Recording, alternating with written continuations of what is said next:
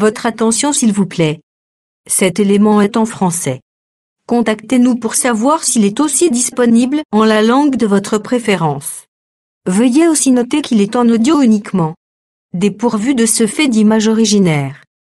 À présent, nous vous convions à suivre, depuis christequality.com et évangile-éternel.com, la rubrique Bible mot à mot, ou l'explication prophétique de toute la Bible, livre par livre, chapitre par chapitre, verset par verset, mot à mot. Elle est présentée aujourd'hui par l'homme de Dieu, le bien-aimé, le docteur Télémou Bouyeyi. Recherchez-vous les enseignements du docteur Télémou Bouyeyi? Allez sur christequality.com/télémoubouyeyi.html. Les enseignements sont disponibles en texte, audio et vidéo.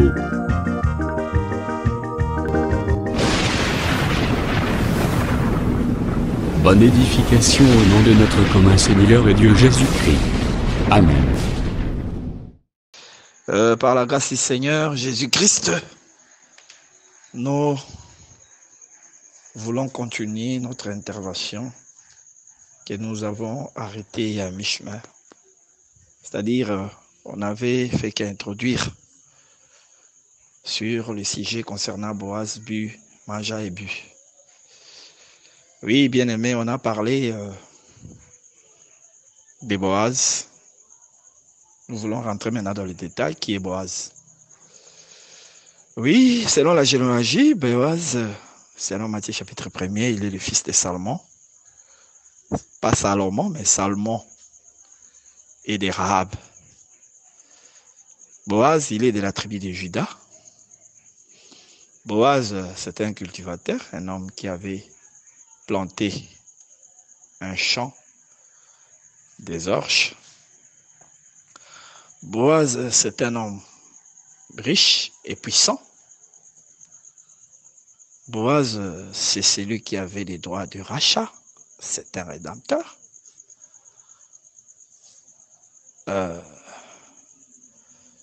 C'est ça, brièvement, Boaz. Mais dans le sens spirituel, quand Boaz descend de la tribu de Juda, cela veut dire qu'il est de la lignée royale. C'est un roi. Boaz, c'est un roi. Et il parle de Christ comme roi, qui doit régner et dominer toute la terre.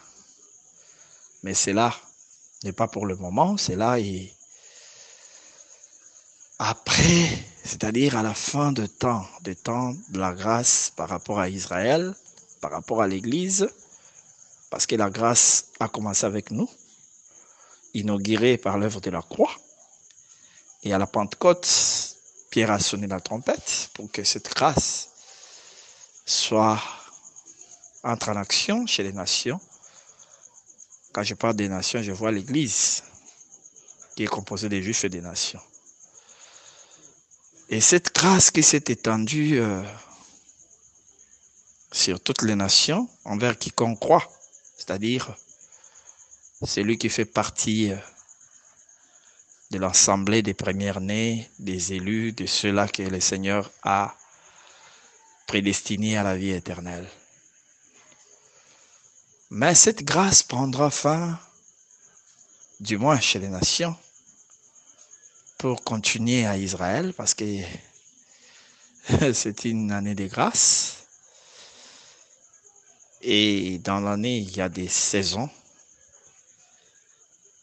Lorsque la grâce, chez nous, ça prend fin, c'est-à-dire l'Église va en l'enlèvement, il arrivera dans la suite du temps que les besoins seront envoyés en Israël.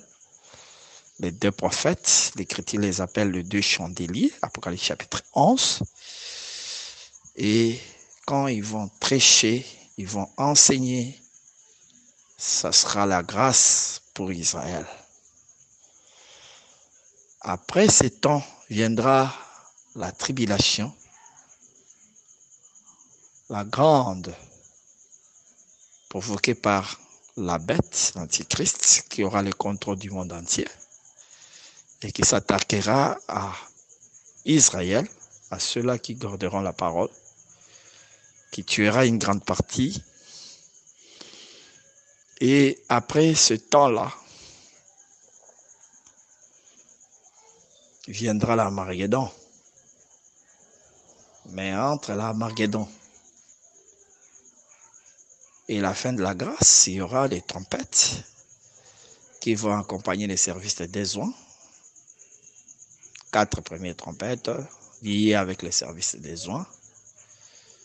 Après,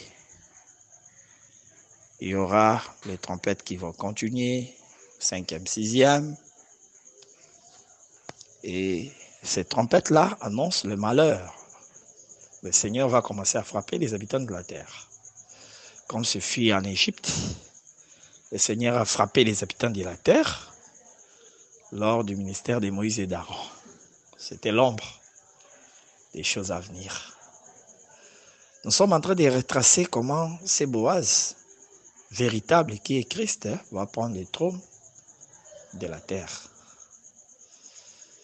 C'est juste après la trompette, il y aura des coupes. Les coupes interviendront pendant le règne de l'Antichrist.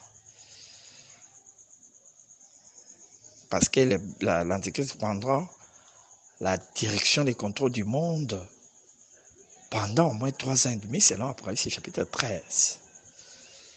Il nous montre qu'il lui fut donné le pouvoir sur tous les habitants de la terre pendant 3 ans et demi. Et tout le monde lui sera soumis. Voilà pourquoi nous disons que le vaccin actuel n'est pas la marque de la bête, comme certaines bouches le disent. Le vaccin actuel n'est que les préparatifs, n'est que l'image même de ce qui arrivera dans la suite du temps. Parce que dans la marche, comme nous sommes en train d'avancer, on va obliger les gens à avoir des vaccins. Cela n'est pas étonnant, peut-être son caractère étonnant, son caractère contraignant ne diffère pas d'autres vaccins. Parce que pour voyager, aujourd'hui, on exige des cartes de vaccins internationaux. Peut-être pour Covid, ça paraît plus frappant parce que c'est une maladie qui a ravagé toutes les nations au même moment. Mais il existe déjà l'exigence des cartes de vaccins pour voyager. Donc pour moi, même les passes vaccinales, là, ça ne m'étonne même pas. Ce n'est pas quelque chose de nouveau. Ce n'est pas une nouvelle chose. Ça existe déjà sous une autre forme, sous la forme de cartes de vaccins.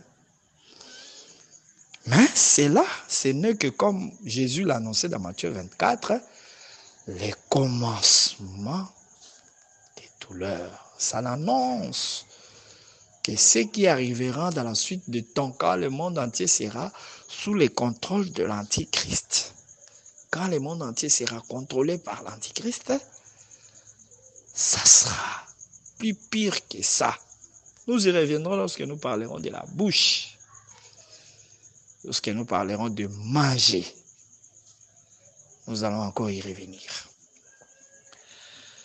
Et après cela interviendra l'Armageddon. Le Seigneur descendra du ciel sous la forme de l'ange puissant dont parle l'Apocalypse 10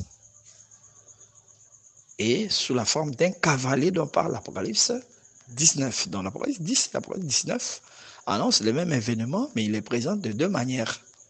Parce que le Seigneur a l'habitude de parler d'une même chose, mais de plusieurs manières. Comme quand vous lisez Daniel chapitre 2, le Seigneur parle de la statue, qui a 4 parties, qui représentent 4 royaumes, qui devaient successivement contrôler et dominer le monde.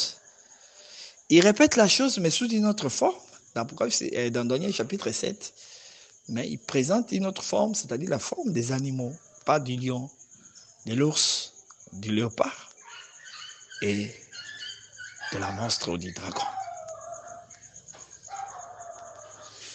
Donc, nous voyons toujours, il répète les 4 royaumes, hein, sous une autre forme. Et dans Joël chapitre 1er, il répète la même chose, mais sous une autre forme encore. Il parle des insectes, de la sauterelle, du gélec, des asiles et des gazam. Et dans Zacharie chapitre 1er, il parle de cornes. Il s'agit toujours des 4 royaumes, mais sous une autre forme encore. C'est ça l'habitude du Seigneur lorsqu'il fait son exposé spirituel.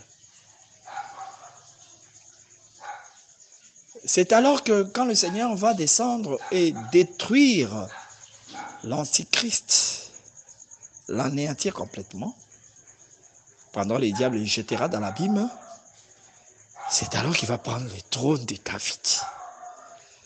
Dans les vins Boaz, qui est Christ, va prendre le règne du monde.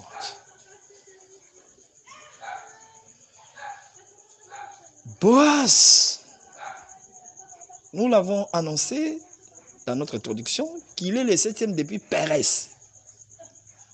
Donc, il parlait de Christ comme étant celui qui va apporter les repos. Et c'est celui qui a crié, venez à moi, vous tous qui êtes fatigués, chargés, je vais vous donner les repos. Là, il parlait du repos spirituel. Mais le repos naturel viendra, le repos de terre viendra au temps millénaire.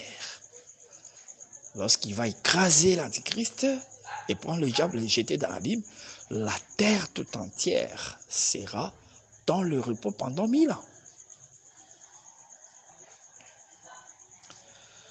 Donc, le vrai Boaz qui est Christ, c'est un cultivateur aussi. Dans Matthieu 13, il parle de lui-même comme étant un semeur qui était sorti pour jeter de la sémence. Et il montre que le champ se le montre. Ce semeur a commencé à s'aimer depuis l'Éden. Il a jeté sa sémence. Adam, c'était sa première sémence. Il continue à sa marche. Lui, le semeur. Il vient, il sème encore. Enoch. Il sème Abel, il sème Enoch, il sème Noé. Il sème Abraham. Ainsi de suite. Et il arrive à notre temps, il sème. Il prend Israël comme étant un grain, il le sème en Égypte. Et lorsque cette vigne sort, il prend, il vient le prendre pour le planter dans Canaan.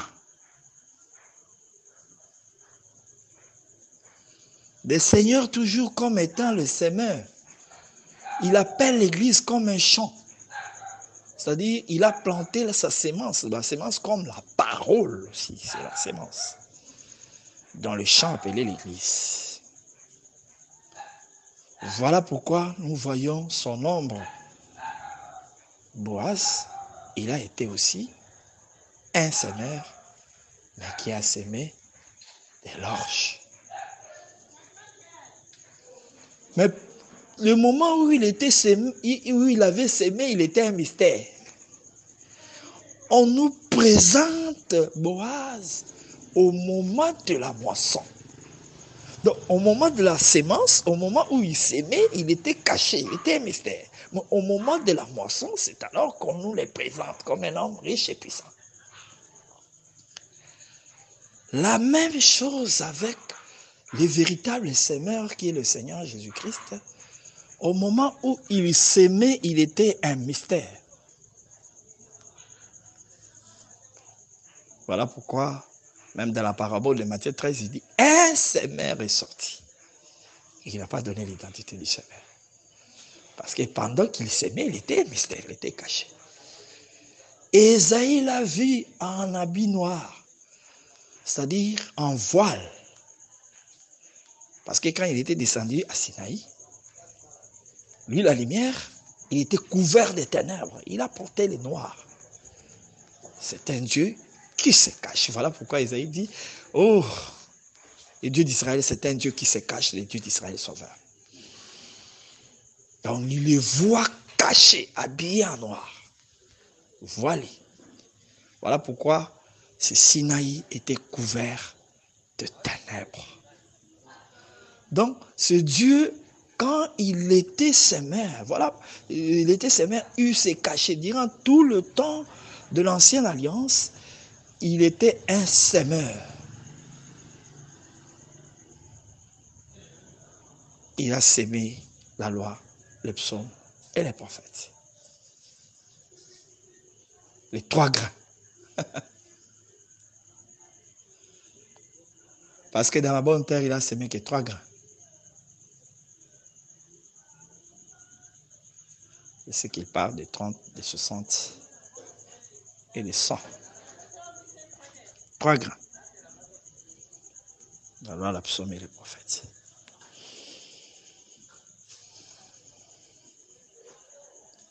Voilà pourquoi le Seigneur, dans les jours de sa chair, dans Matthieu, dans Jean, chapitre 13, si je ne me trompe pas, il dit que le royaume est semblable à une femme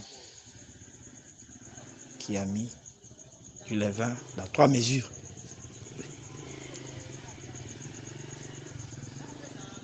Donc, Boaz, c'est un semeur. Mais lorsqu'il a sémé, il était un mystère. Parce qu'il parlait du parcours du Seigneur comme étant le semeur. Il était un Dieu qui s'est caché. Voilà pourquoi quand il s'est révélé au jour de sa chair, qu'est-ce qu'il a dit aux apôtres? Je suis dans Jean chapitre 4. Supportez-moi de ne donner que des chapitres. Parce que je suppose m'adresser aux gens qui sont avancés dans ces choses. Il dit aux apôtres, je vous ai envoyé moissonner. D'autres ont sémé. Vous êtes entrés dans leur travail pour moissonner. Et voilà pourquoi, dans Actes chapitre 1er, cela s'est concrétisé. Lorsque Pierre prend la parole, il entre dans les champs de Joël en disant, c'est ici ce qu'a dit le prophète Joël, dans les derniers jours, je répandrai de mon esprit sur toute chair. Vos fils et vos filles prophétiseront. Vos vieillards auront des songes. Vos jeunes gens des visions. Oh là là! Cette écriture est gravée à toute une multitude de gens qui ont mal compris cette écriture. Quand il dit vos fils et vos filles prophétiseront, pour eux, il y aura des femmes prédicateurs. Je ne sais pas si on dit prédicatrice. Le français n'est pas notre langue. C'est une langue étrangère, mais qui nous permet à rentrer dans la communication avec plaisir. Donc le Seigneur parle de la moisson. Dans Jean chapitre 4, quand il parle de la moisson, c'est en ce moment-là qu'il porte les costumes, le manteau de véritable Boaz qui apparaît lors de la moisson des orges.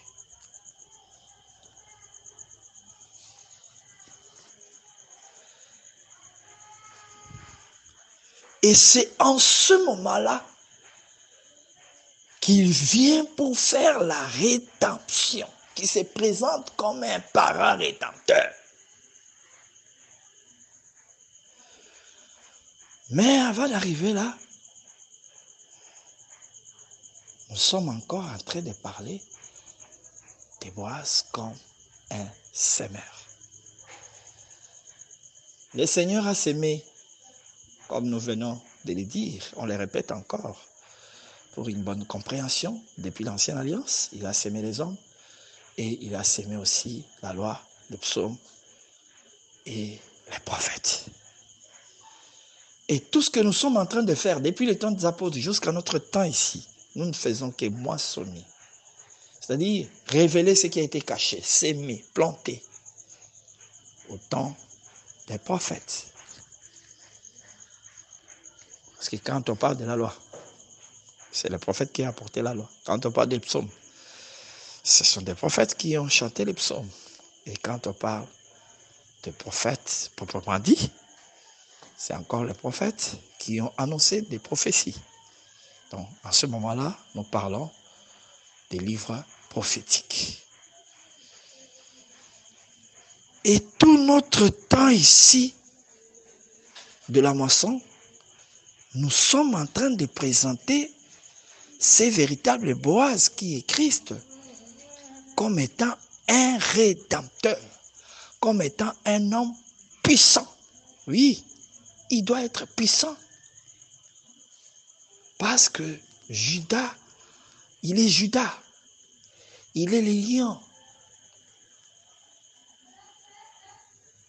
Et le Seigneur est présenté, le Seigneur Jésus-Christ est présenté comme le lion de la tribu de Judas. Ah, dans l'Apocalypse chapitre 5, comme le vainqueur.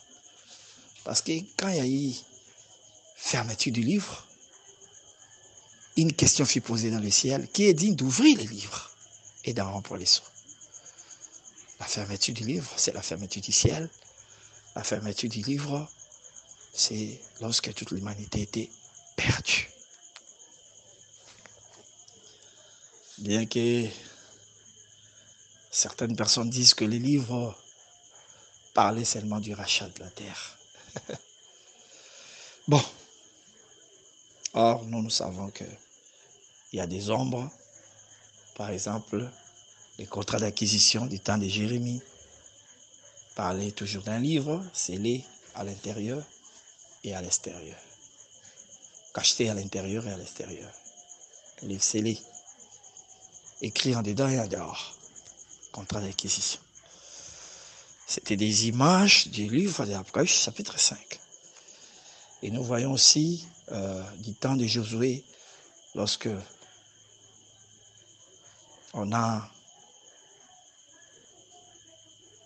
sillonné le pays qui restait, on l'a divisé en 7 parts. On a écrit cela, tous ces plans dans un livre. Et celui qui devait vous faire l'ouverture, c'était Judas. Pourquoi Judas? Parce que Judas est le lion. C'est à lui qu'appartient la victoire. Et nous vous disons, enfants de Dieu, quels que soient les temps difficiles, les épreuves que tu peux traverser, quels que soient les combats que tu peux avoir, tu as Judas avec toi, le Seigneur Jésus-Christ. Donc tu es victorieux, tu es plus que vainqueur.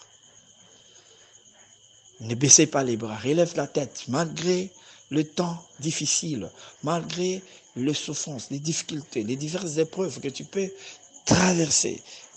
Pierre nous exhorte en disant que ne trouvons pas cela comme étrange, parce que c'est une fournaise que le Seigneur a placée devant nous.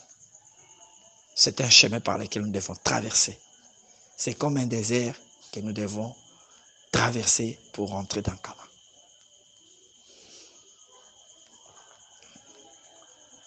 Donc, Boaz comme un semeur, c'est l'image de Christ, le grand cultivateur qui a planté l'Éden, qui a planté un jardin en Éden, et qui a fait sortir toutes sortes d'arbres dans ce jardin-là.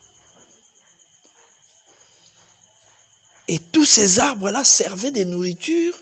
Et dans l'Apocalypse 5, on nous révèle encore quelque chose qu'on n'a pas montré dans Genèse. Dans l'Apocalypse 5, on nous montre que dans les arbres, il y avait aussi la guérison.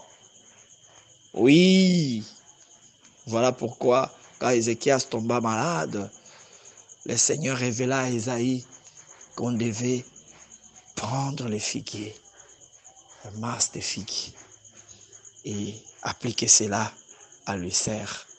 Ézéchias sera guéri, parce que le figuier apportait la guérison. C'est la raison pour laquelle, quand Adam mangea dans l'Éden l'arbre qui lui donna la maladie, qui devait l'amener à la mort, il se précipita au figuier, sous les figuiers, voyant recevoir la vie, mais le figuier ne peut pas donner la vie s'il n'y a pas la mort de l'agneau. Donc, pour que les figuiers donnent la vie, il faut que l'agneau meure, répande son sang, prenne la place du premier-né. C'est alors que le figuier donnera la vie. Donc, le Seigneur, comme étant le semeur, il a planté en Éden plusieurs arbres qui parlaient de ses différentes attributions.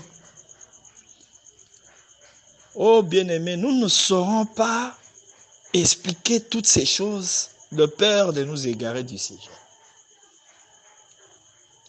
Mais nous allons essayer de parler brièvement, en passant de ces arbres, parce que ce n'est pas notre sujet. Mais nous sommes en train de montrer qui est Boaz dans un semeur. Mais dans le contexte où nous sommes, on nous montre seulement qu'il a semé des l'orge. Mais le véritable semeur qui est Christ, il a planté plusieurs arbres. Le cèdre, qui parle de la royauté, de l'élévation, de la gloire. Il a sémé la vigne, qui régit les cœurs par son vin. Et le Seigneur explique la vigne comme étant l'arbre qui porte le vin, le sang. Il explique la vigne, le vin comme le sang. Dans Matthieu 26, avant sa mort, il dit à ses disciples, allez présenter la coupe du vin, ceci est mon sang, je l'ai répandu pour vous. Le semeur dans l'Éden a sémé les blés, le grain de blé, parlant du pain. Il a sémé l'orge, parlant du pain.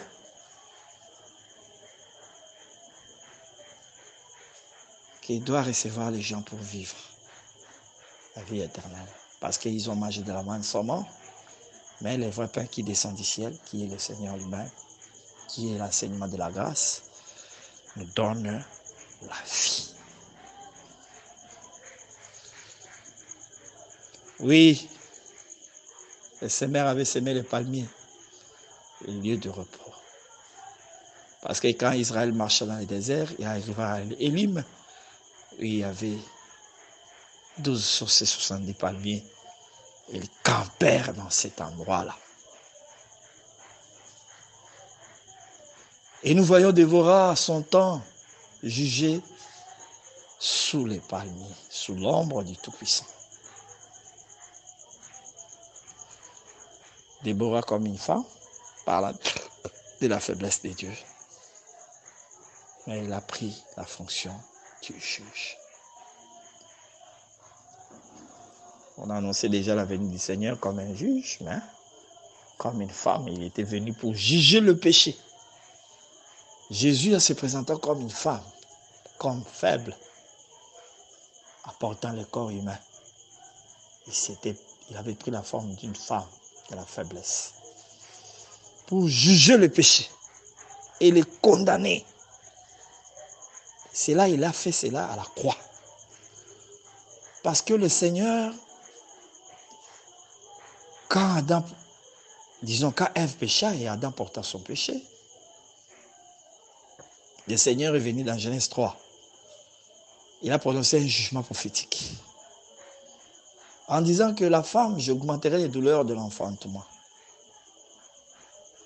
Mais ta postérité écrasera la tête du serpent. Tu lui blesseras les talons. Et la terre produira des épines. Toutes ces choses se sont accomplies à la croix. Oui, à la croix, il y a eu augmentation des douleurs. Le Seigneur a pris la forme d'une femme. Voilà pourquoi on l'avait estimé à 30 cycles, la valeur de la femme, selon le livre de Lévitique. Ce Dieu-là écrasa la tête du serpent à la croix. Oui, il a vaincu les ténèbres, le diable. Et il fut blessé au talon. Il fut blessé. Lui, les talons, les fondements.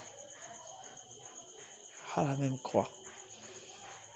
Lui, comme la véritable terre, il porta les épines. Voilà pourquoi on l'avait couronné d'épines. Lui, la terre, lui, l'homme.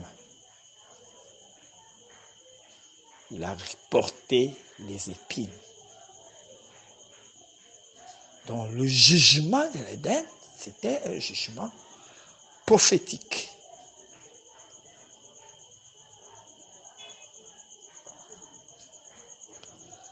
Parce que les serpents avaient mangé la poussière. On va revenir sur ça lorsqu'on va parler sur manger.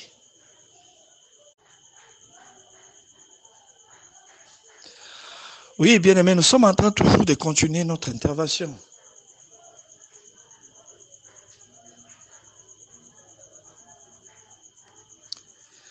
Nous sommes en train de continuer notre intervention en disant ceci, frère bien-aimé. Que Boaz, qui est un semeur, qui est un rédempteur, qui est un lion, il est descendant de Juda, qui est puissant. Voilà pourquoi on disait de lui puissant, c'est un lion. Mais tu me diras, dans cette histoire, il n'a pas manifesté sa nature des lions. Il a bel et bien manifesté cette nature, mais sous une forme d'ombre. Parce qu'en réalité, pour racheter, il faut combattre, il faut vaincre.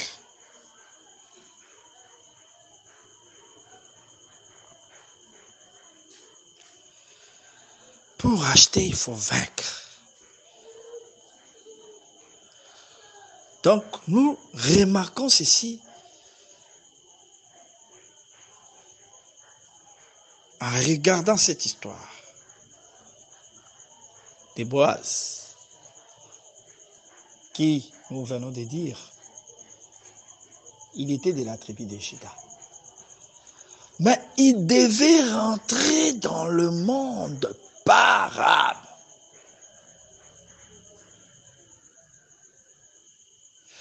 Cette femme était une femme étrangère, à moins que Rahab dont parle Matthieu 1 ne soit pas celui dont parle Josué. À moins que ce soit ainsi. Mais si c'est Rahab dont parle Matthieu 1, dans la généalogie de Boaz, par lesquels Boaz rentra dans le monde, lui qui vient de Juda, mais il rentra par la femme étrangère. Oui, frère, c'était une ombre toujours du Seigneur Jésus-Christ. Lui qui est Dieu, comme Philippiens l'exprime très clairement dans Philippiens chapitre 2. Il dit, c'est lui qui existait en forme de Dieu, mais il a pris la forme d'un serviteur, ayant paru comme un simple homme. C'est-à-dire, lui, esprit, Dieu, parce que dans Jean 4, on dit que Dieu est esprit. Il a pris la forme humaine. Donc, c'était la forme humaine, c'est un canal pour sa manifestation. Afin qu'il paraisse, il est passé par l'humain, la forme humaine. La forme humaine, c'est corps humain. C'est dans le jargon de l'évangile éternel, est appelé femme. Pourquoi? Parce que le corps humain, c'est la faiblesse. Pour la femme, c'est la faiblesse. Selon 1 Pierre chapitre 3, lorsque Pierre est en train d'exhorter les hommes à vivre avec leurs femmes, avec sagesse envers leurs femmes, parce qu'il dit que c'est un sexe faible. Et nous allons remarquer que le Seigneur, quand il rentre, il prend un corps qui n'est pas céleste. Mais il prend un corps terrestre, donc étranger. Le corps terrestre qu'il prend, parce qu'il a paru comme les humains. Bien que ce n'est pas le corps adamique, mais c'était semblable au corps adamique, au corps terrestre. Ce corps-là n'est pas céleste, parce que le corps céleste ne meurt pas.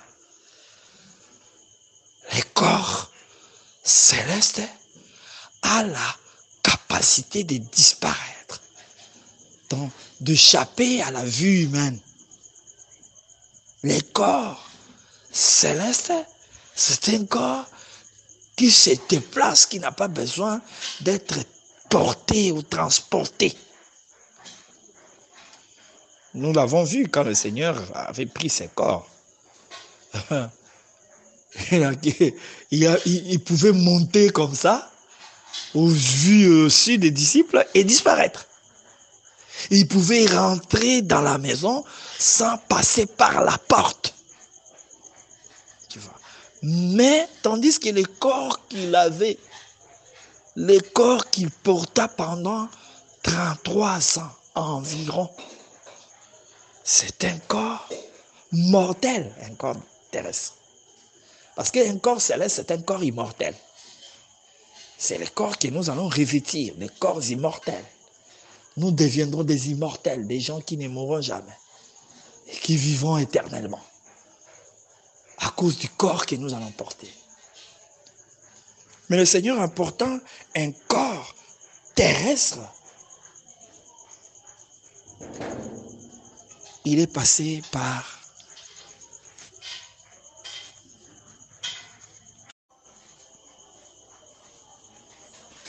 le Seigneur, en portant un corps terrestre, il a passé par le tranché.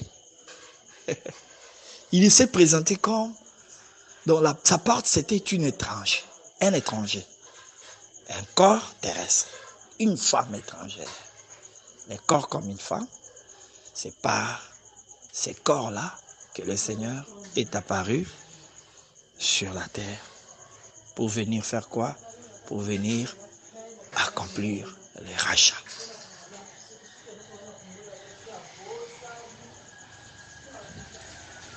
C'est alors qu'après avoir planté et au moment de la moisson, à l'époque de la moisson,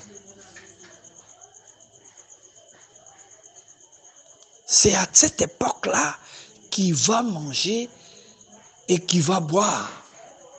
Et il va s'allonger, bien sûr, étant rempli de joie et d'allégresse.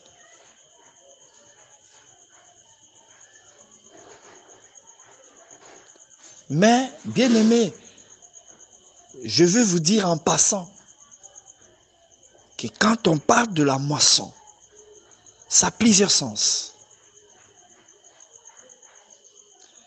Il y a la moisson comme l'explication. Je vous ai envoyé moissonner, les autres ont sémé. Là, je suis dans Jean chapitre 4. Il y a la moisson comme l'enlèvement. Là, je suis dans 1 Corinthiens chapitre 15. Lors de l'avènement du Seigneur, qui est comme prémisse. Donc, il y aura la moisson. Il y aura cela. Les prémices qui seront retirées de la terre.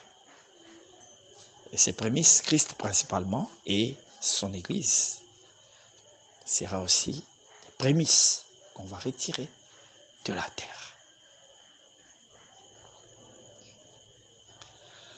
Il y a la moisson comme le jugement aussi. Joël parle de la chaude moisson et Isaïe parle de la chaude moisson. Joël 3 parle aussi de la moisson, de la terre. Lorsque le Seigneur va rassembler la terre, il va les lier en germes. C'est-à-dire, il va faire en sorte que les habitants de la terre puissent se lier par des alliances humaines. Lorsque les habitants de la terre vont se lier par des alliances humaines, ça sera l'époque aussi de la moisson. Et en ce moment-là, le Seigneur va lier tous ces habitants de la terre en gerbes par des alliances.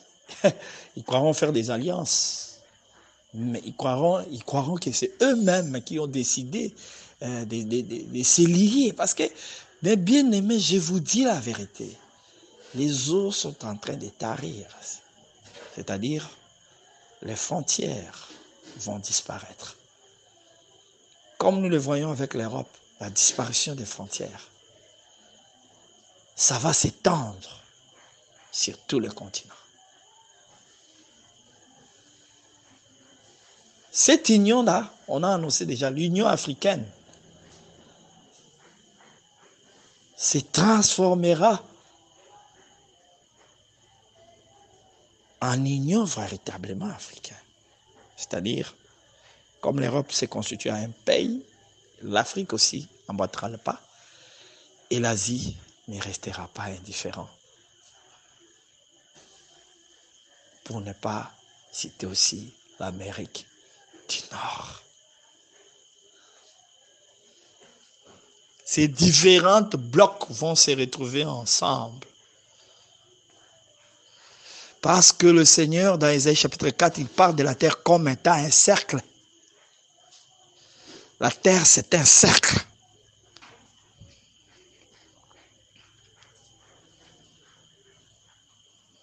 Le cercle, c'est une ronde où c'est lié. Où tous les points là sont liés ensemble. Sont liés.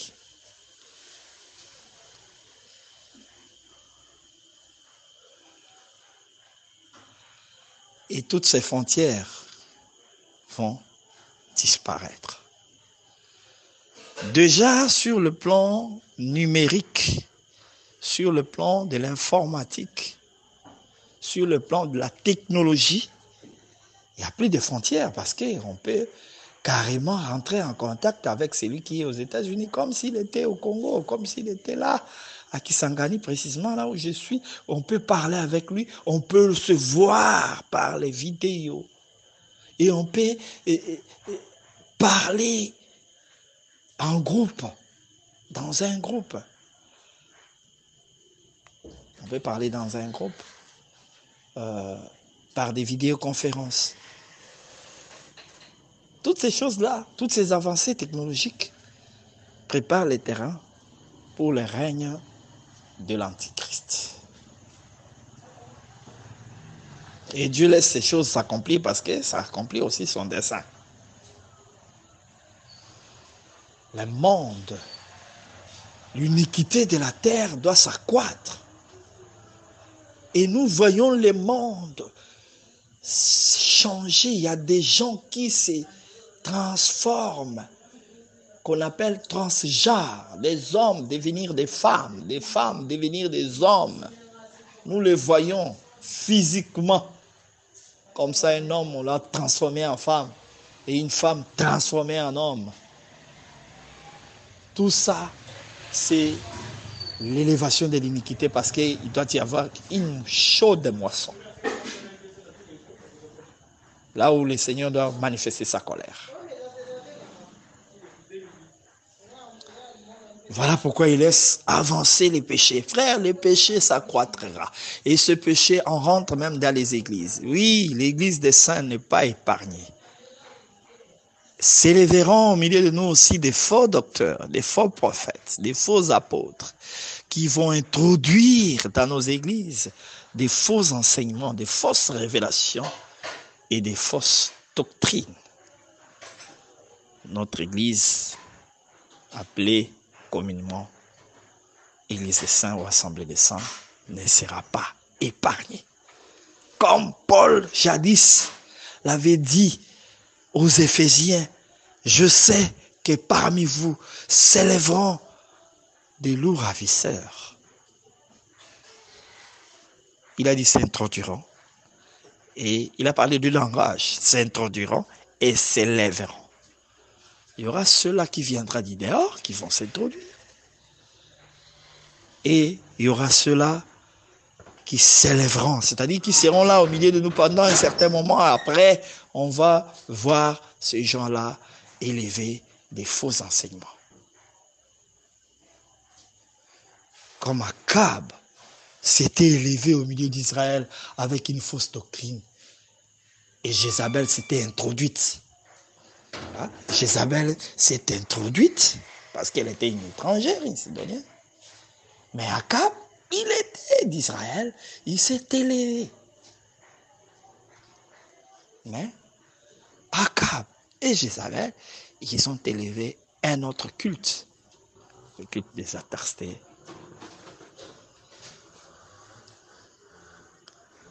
Et ces choses, frères, arriveront aussi. Je vous dis la vérité. Nous les vivrons parce que Ecclésiaste 3,15 dit ce qui a été, c'est ce qui est et c'est ce qui sera. Si nous avons vu des Philettes, des Hyménée, d'Alexandre, ces gens-là s'élever au temps où l'évangile était prêché avec puissance, avec force, avec gloire, du temps des apôtres. Et dans ce même temps des apôtres, il y a eu des faux apôtres, des ouvriers trompeurs, c'est déguisé en apôtres de Christ. À combien plus forte raison, à ce temps de la fin, ces choses doivent aussi se manifester. Ne vous étonnez pas de voir un prédicateur qui prêchait la vérité pendant un temps et arrive à changer d'enseignement.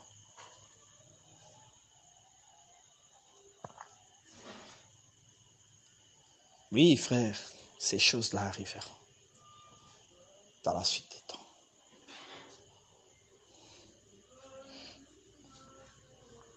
Donc, brièvement, nous avons parlé des Boaz comme le cultivateur, des Boaz comme le rédempteur, des Boaz comme les lions, le puissant. Cette puissance s'est manifestée à la croix et cette puissance se manifestera aussi à l'Armageddon. Et enfin, quand il écrasera le ténèbre, le diable pour toujours. Après les jugements.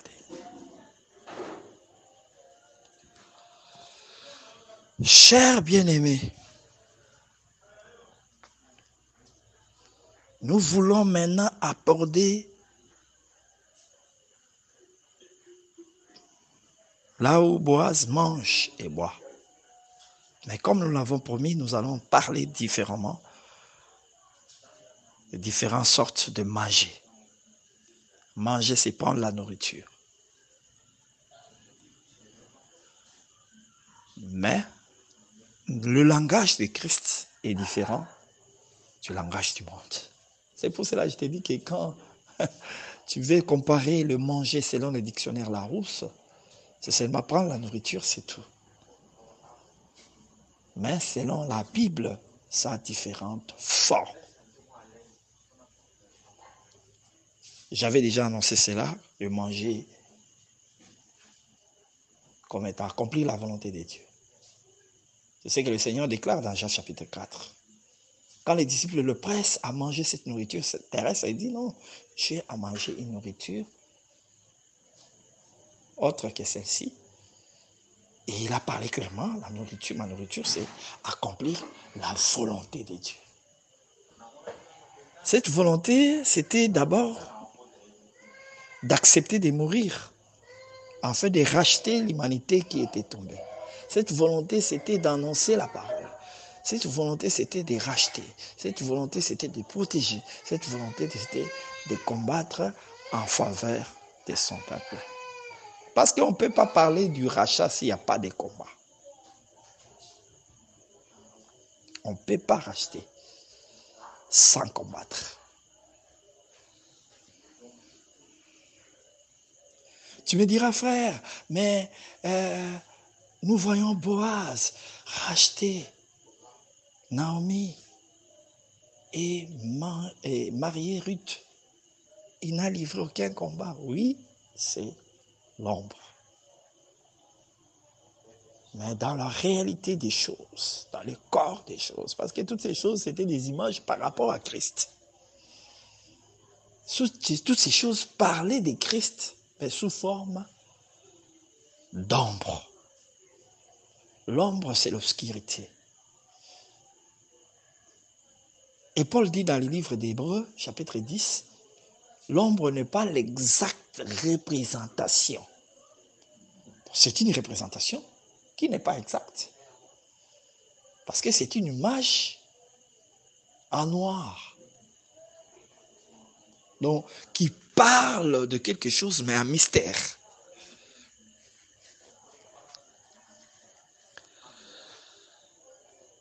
Manger,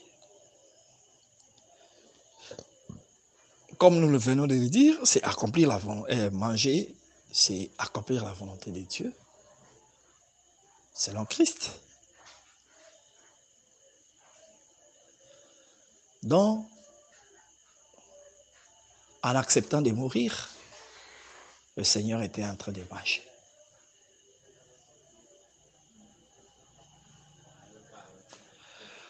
Manger, c'est recevoir la parole. C'est ce que nous disons par rapport à l'Église. Nous sommes en train de manger l'agneau. Nous disons, nous mangeons l'agneau. Quand nous écoutons la parole de Dieu, nous disons, dans notre langage spirituel, parce que quand on parle des choses spirituelles, on doit employer un langage spirituel. C'est ce que Paul dit dans le livre des Corinthiens. Nous employons le langage spirituel pour les choses spirituelles. Manger dans le langage spirituel, par rapport à nous, l'Église, c'est accomplir la volonté et c'est à recevoir la parole. Lorsque nous sommes en train de recevoir la parole, d'écouter la parole, bien qu'on l'écoute par les oreilles, mais nous sommes en train de manger. Manger quoi? La parole qui est une nourriture excellente, qui est un agneau,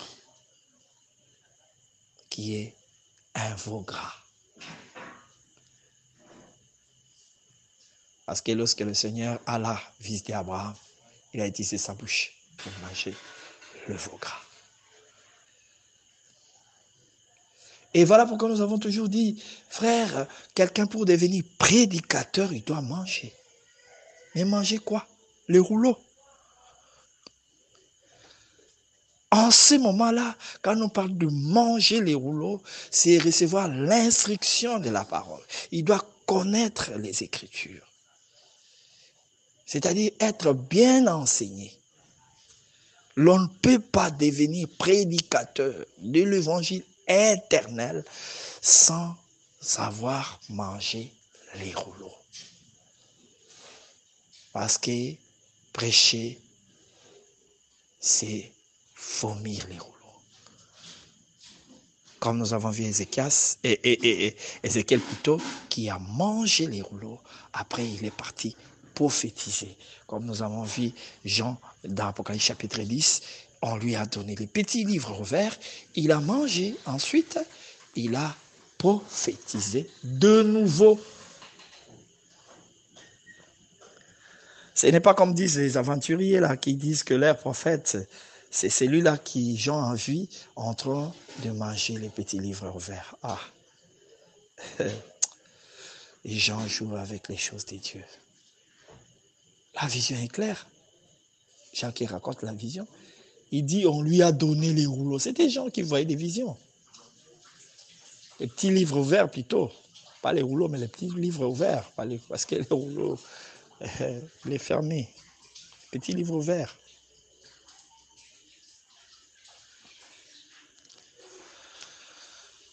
Et nous sommes en train de manger l'agneau durant tout le temps de l'église. Tout le temps de l'église, c'est le temps de la nuit. Le temps où le péché règne. Il y a l'obscurité sur la terre. Le péché est en train de régner. Et c'est en ce moment-là que nous sommes en train de manger l'agneau, de célébrer la Pâque. Ceux-là qui vont célébrer la Pâque aussi après nous, c'est Israël. Ça sera toujours au temps de la nuit aussi pour eux, dans le sens du règne du péché. Mais par rapport à notre temps de la nuit, et ça sera le matin, parce qu'il y aura lever du soleil pour eux. Et ce soleil qui aura deux ailes, l'esprit d'Élie, l'esprit de Moïse, des prophètes. En ce moment-là, eux aussi seront en train de manger. Ils mangeront. Voilà pourquoi dans les miracles du Seigneur, après avoir rompu le pain, il a donné ça à la multitude qui a mangé. Et il a pris le reste. On les a gardés dans des corbeilles.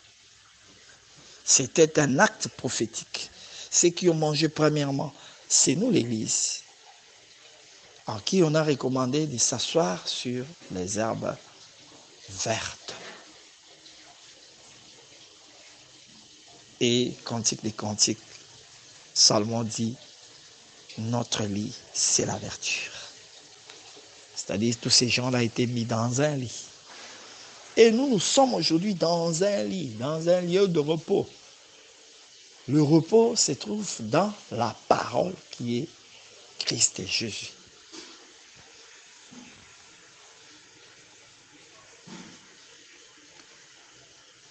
Nous sommes en train de manger cet agneau-là, qui est Christ.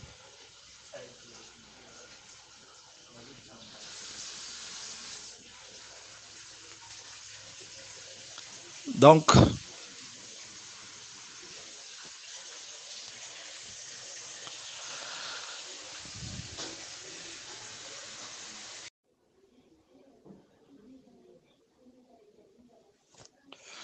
que la paix et la grâce soient avec vous, mon votre frère Télém Boyaï. Que le Seigneur vous bénisse. Je compte introduire mon intervention aujourd'hui. Je sais que nous sommes en train de parler sur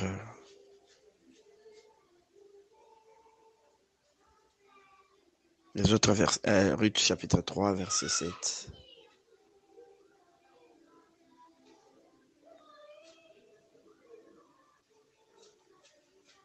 Ruth chapitre 3, verset 7, qui dit Boaz mangea et but, et son cœur était joyeux. Il alla se coucher à l'extrémité d'un tas de gerbes.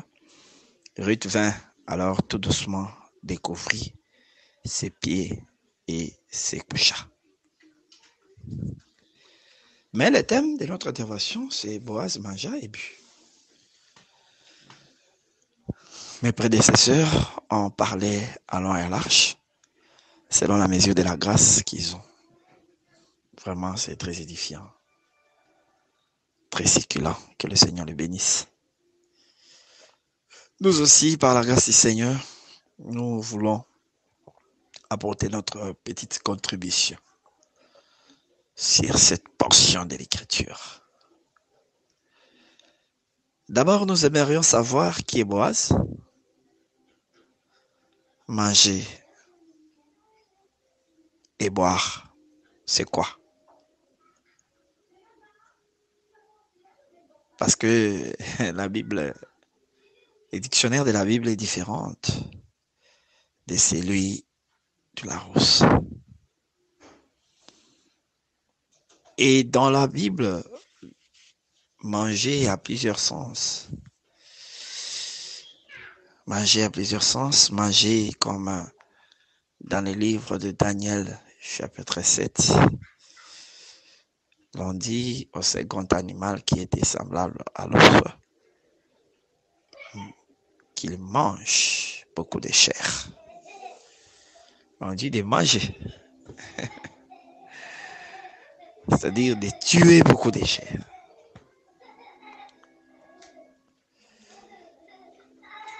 Manger parle aussi de recevoir l'enseignement. Par exemple, le Seigneur Jésus-Christ qui dit, si vous ne mangez pas ma chair, vous ne buvez pas mon sang, vous n'aurez pas la vie. Manger la chair du Fils de l'homme, la chair c'était la parole faite chair. Sa chair c'est la parole, ce sont les Écritures qui ont pris une forme humaine. Et il parlait de le manger. Donc, de recevoir cela. Manger,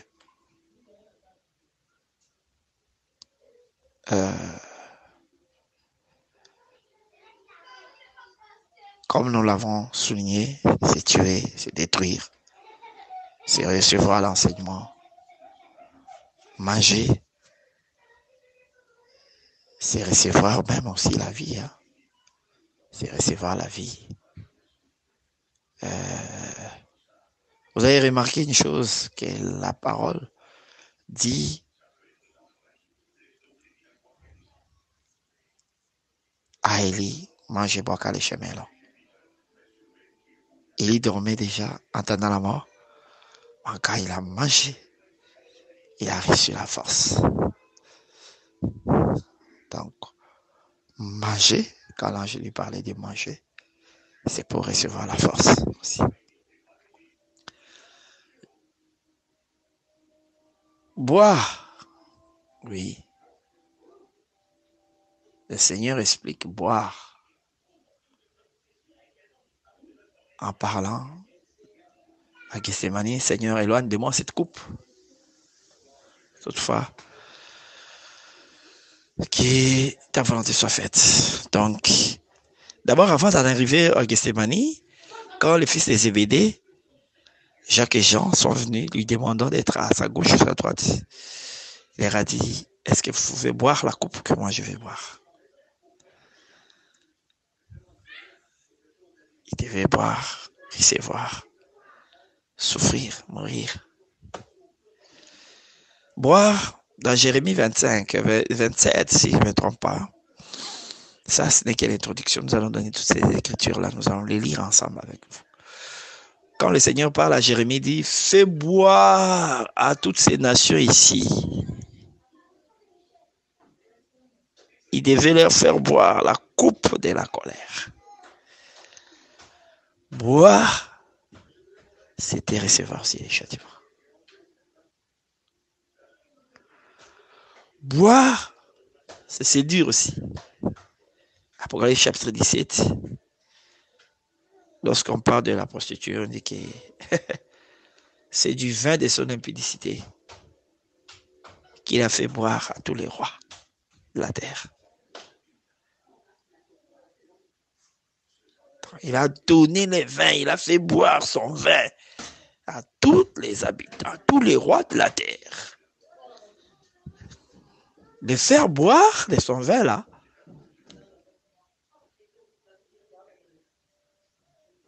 c'est la séduction. De séduire.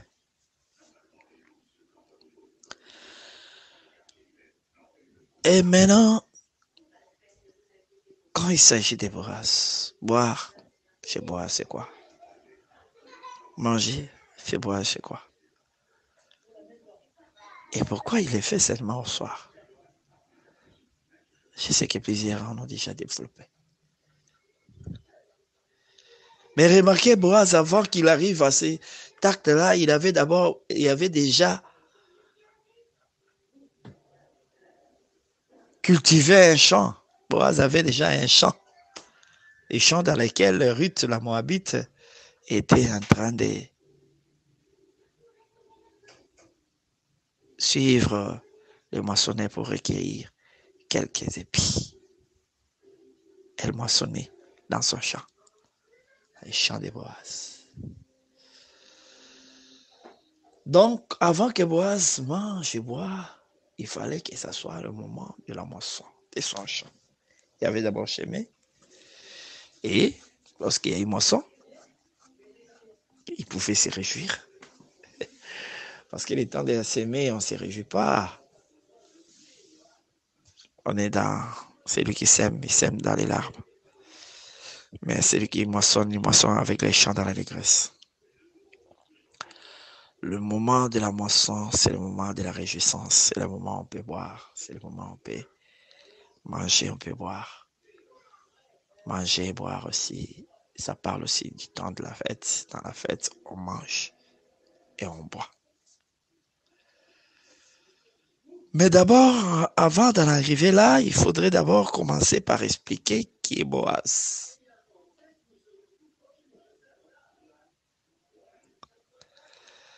Boaz, c'est là où nous devons d'abord commencer. Boaz, c'est qui?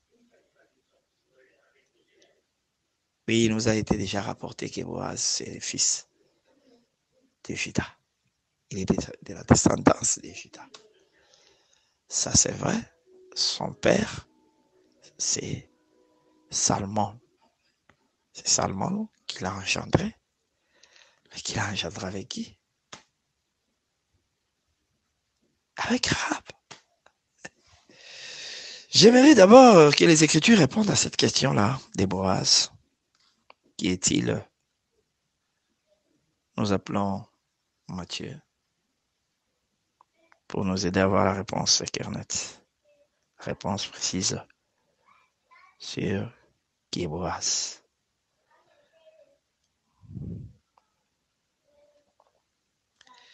Je suis dans Matthieu chapitre 1er, verset 5. Salmon engendra Boaz de Rahab. Boaz engendra Obed de Ruth. Donc, Boaz, c'est le fils de Salmon. Et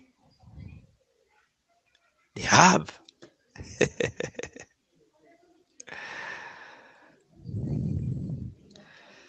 Mais, si nous remontons un peu la généalogie, c'est Salmon est sorti de Juda. Plus précisément,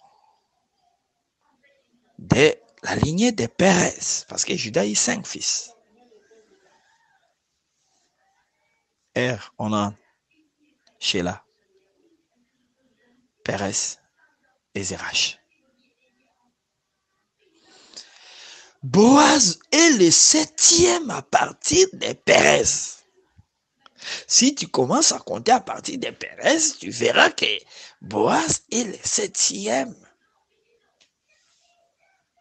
dans cette lignée-là. Vous pouvez vérifier cela dans Matthieu toujours, à partir du 3e verset jusqu'au 5e. Voilà pourquoi quand Naomi regarde Ruth et dit que non, c'est lui qui peut lui donner du repos. Ça doit être Boaz, parce que Boaz est 7e. Entre ses mains repose le repos. Je pense que nous nous souvenons du 7e jour. Le Seigneur, après avoir créé pendant 6 jours, il se reposa le 7e jour. C'est le 7e jour que Dieu a créé les repos. Le chiffre 7 parle aussi du repos. Vous travaillerez pendant 6 jours, le 7e jour, vous allez vous reposer. Le Seigneur, quand il présente les chiffres 7, il présente les repos. Venez à moi, vous tous qui êtes fatigués et chargés, je vais vous donner du repos. Il est le sabbat, le maître du sabbat. Donc, quand on voit Boaz, on voit les repos. Il est le 7e depuis Parès.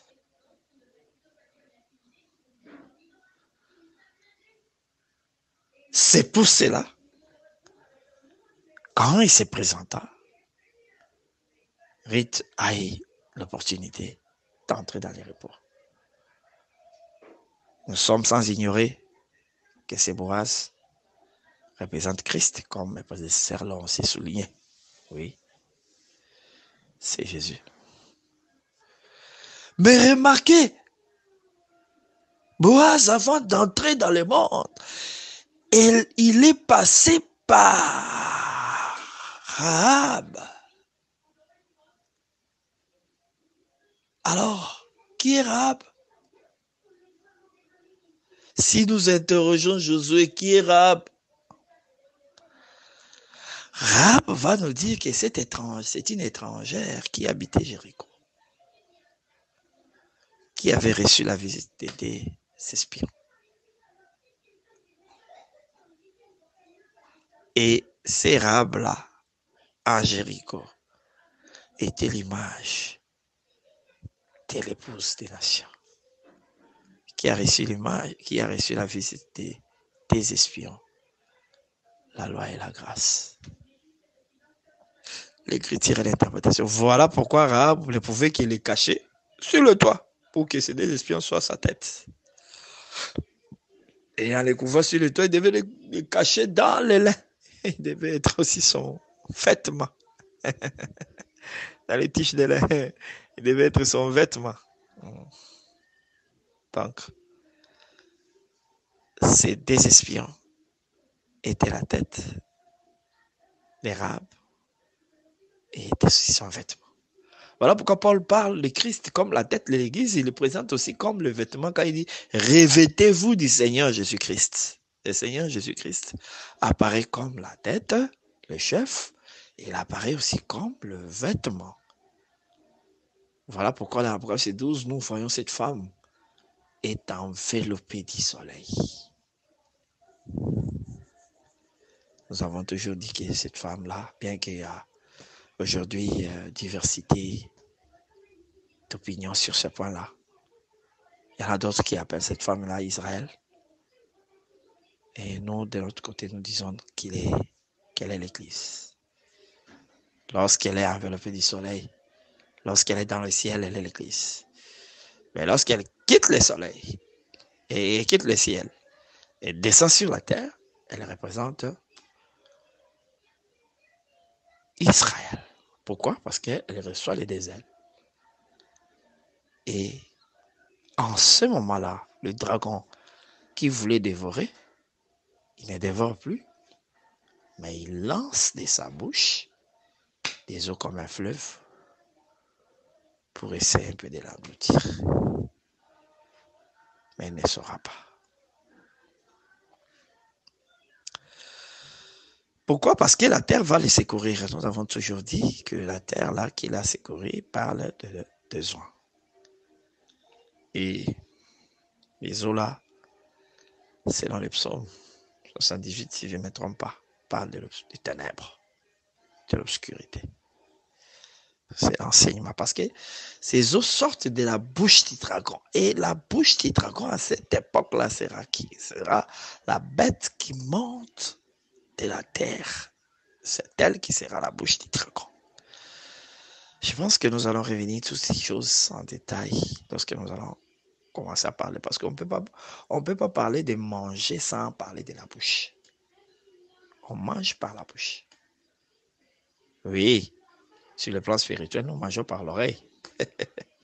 Ça, c'est vrai. Mais naturellement, on mange par la bouche. Donc, c'est parmi les fonctions qu'est fait la bouche. Donc, nous disons ceci concernant Boaz. Boaz, c'est qui? C'est le 7e depuis Pérez.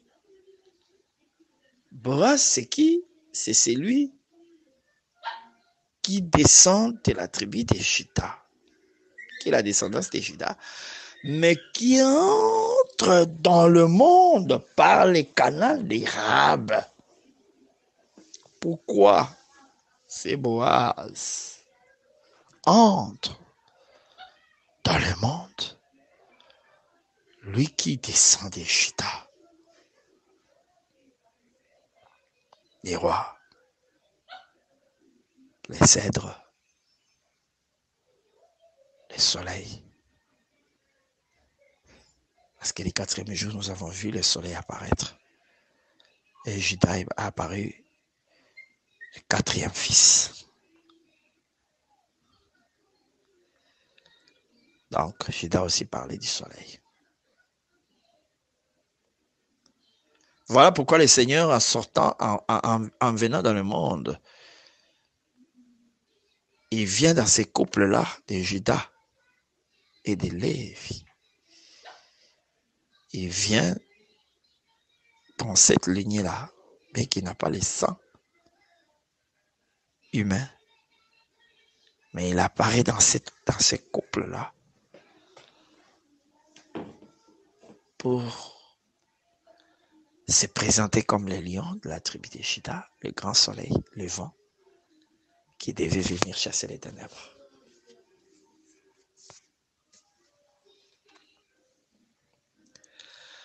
Mais nous allons expliquer, mes chers frères bien-aimés, ayez un peu de la patience. Aujourd'hui, nous avons voulu seulement vous donner l'idée de ce que nous dirons. Si Boaz, comment est-ce qu'il entre dans le monde par les canaux de Rahab? C'est sa porte d'entrée. Quel est le message du Seigneur caché dans cette chose? C'est ce que nous allons essayer de développer par la grâce du Seigneur à partir de demain. Aujourd'hui, nous avons seulement voulu vous donner introduction. Donc, nous allons compléter sur ce qui a été déjà dit sur Boaz et ajouter un tout petit peu selon notre grâce, détailler les différents manger de la Bible parce que nous sommes là pour l'édification des saints. Et vous savez très bien que notre évangile, c'est une robe à plusieurs couleurs.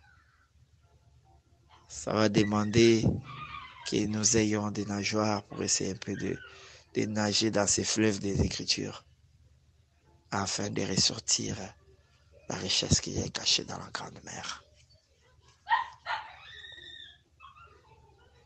Acceptez, mes chers bien-aimés, brièvement, mon introduction. Que le Seigneur vous bénisse. Merci d'avoir suivi ce message et que Jésus-Christ vous bénisse. Si vous avez une question à l'intention de l'homme de Dieu, si vous voulez que l'homme de Dieu prie pour vous, si vous voulez vous confier à l'homme de Dieu, ou si vous voulez tout simplement bénir l'homme de Dieu, contactez-le directement si ses coordonnées sont disponibles depuis sa page. Sinon, contactez-nous et nous lui transmettrons vos préoccupations. N'oubliez pas de faire un tour à notre page évangélisation pour voir en quoi vous pouvez vous rendre utile à Christ par cette œuvre. Que Dieu vous bénisse tous. Amen. ChristQuality.com. Les cieux en un clic de la souris. Évangile-éternel.com, le site de l'Évangile éternel. Christ et Quality Fondation, équilibrer la manne ramassée dans le désert de sorte que chacun ait un le maire.